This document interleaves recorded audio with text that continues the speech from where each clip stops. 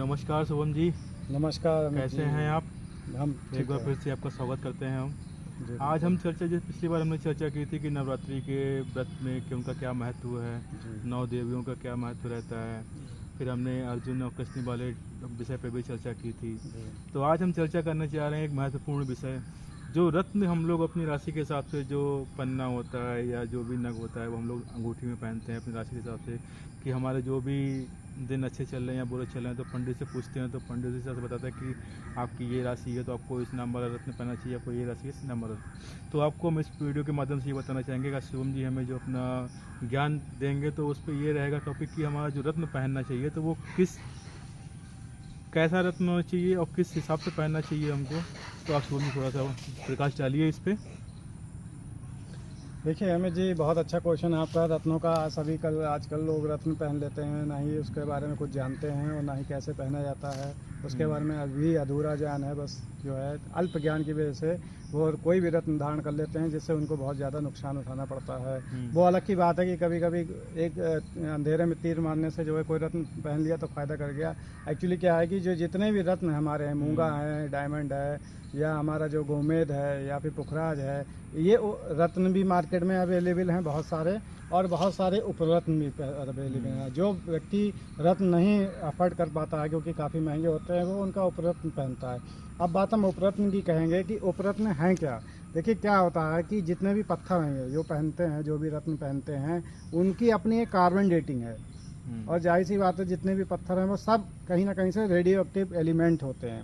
वो कहीं ना कहीं से अपनी एक एनर्जी को प्रोड्यूस करते हैं। कुछ कभी आपने देखा होगा, कुछ महर्षि पंडित होते हैं, वो कहते हैं कुछ समय के लिए आप रत्न जैसे पहन लिया, गोमेद पहन लिया या पन्ना पहन लिया, कुछ समय तक तो आप पहने रहते हैं। उसके बाद में फिर वो कहता है 5 साल या 3 साल बाद उसे उतार दीजिए।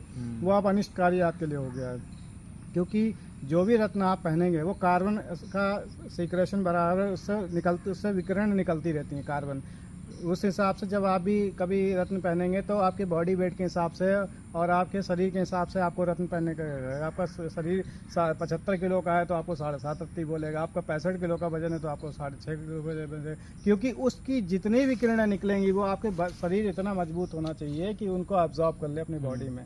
इसलिए तरह तरह के जो अलग अलग जितने भी रत्न हैं उनका अलग अलग महत्व दिया जाता है। मेनली हम रेडियो एक्टिव एलिमेंट की बात करेंगे कि रेडियो एक्टिव एलिमेंट क्या होते हैं, और जो ये हमारे जितने भी रत्न हैं ये सारी जो है एक विकिरण उत्पन्न करते हैं। हमारे शरीर जीवन में इनका महत्व है और बहुत अच्छा महत्व है, अगर वो उनको सही से पहना जाए, उनका सही से हम उनको धारण करें। कुछ रत्न जो होते हैं वो स्थिति करके धारण किए जाते हैं। क्यों? उनमें विकिरण ज़्यादा होता है या उनका विकिरण जो है कहीं ना कहीं सुप्त अवस्था में पड़ा होता है, तो कोई कहता है कि इसको बांध लो किसी लागे धागे में, किसी को काले धागे में बांधते हैं, किसी को पीले धागे में बांधते हैं। क्यों बांधते हैं? ताकि जो अंदर उसकी छुपी हुई शक्तियाँ हैं वो कहीं ना कहीं सीक्रेशन हो जाए, उत्सर्जित हो जाए या जागृत हो जाए। उस हिसाब से पंडित आपको या कोई महर्षि विद्वान आप जाओगे वो रत्न के बात करेगा। अब हम बात करेंगे कि कार्बन तत्व होते क्या हैं। ऐसे तत्व जो होते हैं जिनसे लगातार किसी प्रकार की विकिरण उत्पन्न होती रहे। जैसे कि अब मान लीजिए कोई हमारा शरीर है वो 5 तत्वों का बना हुआ है, उसमें बहुत सारे अणु हैं, परमाणु हैं, मॉलिक्यूल्स और एटम्स का बना हुआ है, और बहुत सारे एटम से मिलकर हमारा शरीर बना हुआ है। उसी प्रकार से जब हमारी बॉडी में जितने भी अणु मॉलिक्यूल जो इस समय धारा प्रभाव चल रहे हैं, जो सांस के द्वारा एक्टिवेट हो रहे हैं, ऑक्सीडेटिव रिडक्टिव स्टेज का चल रही है, उसको जब हम वही कहीं ना उनका बैलेंस जो है बिगड़ जाता है, जिससे हमारे अगर मॉलिक्यूल और एटम्स अगर हमारी बॉडी में बिगड़ जाएंगे तो हमारे कहीं ना कहीं हानि होने लगेगी। हमारा मस्तिष्क काम नहीं करेगा या हम निगेटिव विचारधारा में चले जाते हैं, और हम कभी भी ऐसा भी पॉजिटिव नहीं सोच पाते हैं कि हमें क्या करना है क्या नहीं करना है जीवन में, कि हम इतना जो है निगेटिव हो जाते हैं कि हम सोच नहीं पाते हैं कि हमें क्या करना है, और बहुत सारी चीज़ों से हम घिर जाते हैं,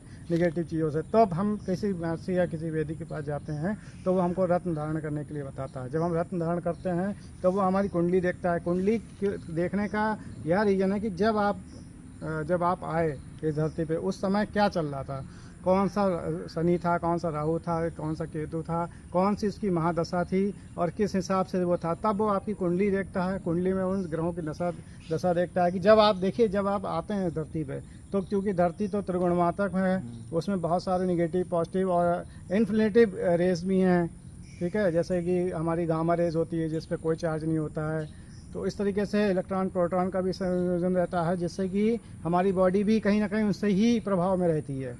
तो जब हम उसको कुंडली दिखाते हैं तो कुंडली में सबसे पहले हमारी जन्म की उत्पत्ति देखता है कब हुई, और उस समय कौन कौन से ग्रह कहाँ थे, क्या उनकी दशा थी, ये सारी चीज़ें वो देखता है। देखने के बाद में फिर आपको एक रत्न सजेस्ट करता है कि आपको कौन सा रत्न पहनना चाहिए और कितना उसका बॉडी वेट के अकॉर्डिंग और कौन सा होना चाहिए। यही नहीं, फिर उसको आप एक विशेष दिन बताएगा आपको कि आप इस दिन धारण करिएगा, क्योंकि ये देखिए साप्ताहिक जो हमारा चलता है 7 दिन का जो साप्ताहिक दिन होता है, दिवस होता है, उसमें देखा होगा कभी कहेगा कि मंगल को धारण करना है, कभी कहता है बृहस्पति को धारण करना, कभी कहता है सैटरडे को, शनिवार को धारण करना। तो क्या होता है उस दिन, क्या होता है कि जब उस रत्न को हम उस समय उसके दिन के प्रभाव से धारण करेंगे तो उसका वो दिन जो होता है वो कहीं ना कहीं उस चार्जों से ग्रहित होता है, घिरा हुआ होता है, और उस पर उस दिन का चार्ज जो है बहुत प्रभावी होता है। इसलिए हम शनिवार को अगर जैसे कि शनि देव का जैसे हम यूज करते हैं, नीली बोलते हैं, नीली यूज करते हैं, वरना नीलम यूज करते हैं। उपरत्न नीली है और जो उसका मेन रत्न है वो नीलम है। तो नीलम जैसे नीलम का रेडियो एक्टिव जो तत्व होता है, एलिमेंट होता है, वो काफ़ी हाई होता है, इसलिए किसी को भी नीलम धारण करने की सलाह नहीं दी जाती है। वो हमेशा सब्स्टिट्यूट के द्वारा ही काम करते हैं कि पहले हम सब्स्टिट्यूट धारण करेंगे और सब्स्टिट्यूट के द्वारा ही जाएंगे। बाकी जितने भी रत्न हैं जिनकी रेडियो एक्टिव एलिमेंट की जो उनकी तीव्रता है वो काफ़ी कम रहती है, इसलिए बाकी रत्न तो साधारणतः हम धारण कर सकते हैं, बट कुछ ऐसे रेडियो एक्टिव एलिमेंट होते हैं जिनकी हाई उत्सर्जन किरणें होती हैं जो आपको कहीं ना कहीं नुकसान पहुंचा सकती हैं, आपकी शरीर को नुकसान पहुंचा सकती हैं, आपको नुकसान पहुंचा सकती हैं, आप रोगग्रस्त हो सकते हैं, आप कहीं ना कहीं दुर्घटनाग्रस्त भी हो सकते हैं। तो मेरा यही कहना है कि जितने भी आप रत्न धारण करें तो पहले आप उसकी कार्बन डेटिंग देखें क्या है, और कार्बन डेटिंग के लिए अगर आप नहीं देख पाते हैं कि आपको कैसा है तो आप हमसे संपर्क करें। हम एक एक रत्न की आपको कार्बन डेटिंग बताएंगे, उसका क्या प्रभाव है और किस तरीके से कैसे धारण करना है, हम उसके बारे में बताएंगे। आप किसी भी पुजारी से या किसी से आप इतना पता कर लिए आपको कौन सा पहनना है, लेकिन हम कैसे पहनना है वो हम आपको बता सकते हैं बहुत बेहतर तरीके से। तो जो हमारे दर्शक ये वीडियो देख रहे हैं तो वो इस वीडियो में के एंड में जाके जो कमेंट करेंगे तो वहाँ से आप उनको मतलब संदेश दे सकते हैं। हाँ, मैं आप कमेंट के द्वारा अपने जितने भी देखने वाले वीडियो देखने वाले लोग हैं उनको मैं यही साफ साफ कहना चाहता हूँ, आप जो भी रत्न धारण करें उसके बाद उसकी कार्बन डेटिंग पता कर लें, उसमें कौन सा कार्बन एक्टिव है, कौन सा किस आपकी बॉडी पे क्या प्रभाव पड़ेगा, उसका मैं आपको पूरा डिस्क्रिप्शन बना के दूँगा कि कैसे आपको धारण करना है और उसके जीवन में आपको क्या क्या प्रभाव है और कितने समय तक आपको उसको धारण करना है। क्योंकि आपको तब पता चलता है कि नुकसान देने लगा है जब आप पंडित पास जाते हैं, जब आपके जीवन में बहुत सब अच्छा चल रहा होता है, आपने 1 साल धारण किया, 2 साल धारण किया, 3 साल धारण किया, बोले मुझे आप कहते भी हो गए कि ये रत्न मुझे बहुत फल लग गया है, मैं इसके काफ़ी तरक्की कर रहा हूँ, लेकिन कुछ समय बाद आपका समय ऐसा शुरू हो जाता है निगेटिव, तो कहते हो कि पता नहीं वही चीज़ हमें नुकसान करने लगती है, क्योंकि इसके जो रेडियो एक्टिव एलिमेंट हैं वो गायब हो चुके होते हैं, और फिर उसके बाद से जो निगेटिव तरंगे हैं जो उसमें से उत्सर्जित होती हैं जो आपको कहीं ना कहीं ड्रॉबैक करना शुरू कर देती हैं, आपकी लाइफ में जो है नुकसान देना शुरू कर देती हैं। इसलिए जब भी रत्न धारण करें एक बार मुझसे पूछ लें, मैं आपको उसकी कार्बन रेटिंग बता सकता हूँ, रेडियो एक्टिव एलिमेंट के बारे में पूरी जानकारी आपको प्रोवाइड करा सकता हूँ कि कैसे वो काम करेगा और कैसे उसको धारण करना है और किस ऋतु में धारण करना है। क्योंकि कुछ रत्न शाम के समय सूर्यास्त में धारण किए जाते हैं, कुछ दोपहर में धारण किए जाते हैं जब हाई पीक पे हमारी होती है धूप की किरणें, कुछ सुबह के समय धारण किए जाते हैं। तो इस तरीके से 3 तरीके से हमारे धारण किए जाते हैं, उन धारण करने के अलग अलग तरीके हैं, अलग अलग विधियाँ हैं। तो बहुत बहुत धन्यवाद शुभम जी आपका, आपने इतनी महत्वपूर्ण सूचना हम लोग को दी है। और मैं दर्शकों से फिर से अपील करना चाहूँगा कि आप लोग अपने जो भी राशि के हिसाब से अपना नग पहनना चाहते हैं तो आप एक बार कमेंट बॉक्स में अपना नंबर, अपना मैसेज छोड़ दीजिए कि आप क्या पूछना चाहते हैं, तो शुभम जी आपसे कांटेक्ट कर लेंगे इसी वीडियो के माध्यम से ही। और मैं अमित यादव आपसे फिर मुलाकात करता रहूँगा शुभम जी के साथ ऐसे महत्वपूर्ण विषयों पर चर्चा करके आपके पास वीडियो पहुँचाता रहूँगा। धन्यवाद, थैंक यू शुभम जी।